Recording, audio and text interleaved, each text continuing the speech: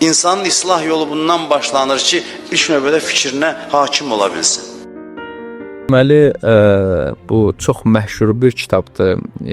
Emotional Intelligence, emosional intellekt, Goleman yazıbdı onu. Çox məşhur bestsellerdir də.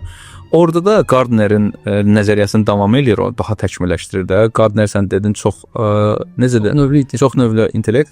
Burada indi artıq Gardner şeyə toxunur, emosional intellektə toxunur və hətta Gardner belə bir iddiası var ki, emosional intellekt IQ-dan daha üstündür və əsaslandırır.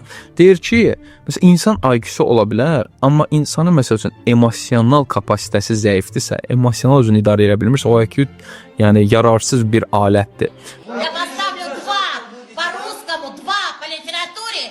При третьей четверти, в четвертой 2 по-русскому, 2 по литературе и недопуск к экзамену.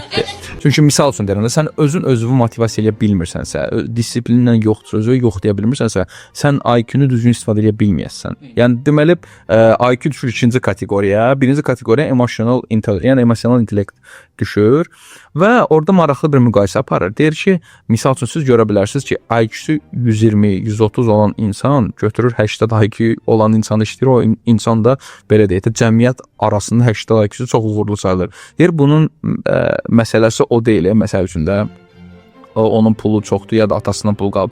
Deyir ki, IQ-su 120-130 olan şəxsiyyət arasında münasibətlərin intellekti aşağıdır. Bunun IQ-su yuxarıdır. Amma o birisinin həmin o şəxsiyyət arasında intellekt var, o 150-dir.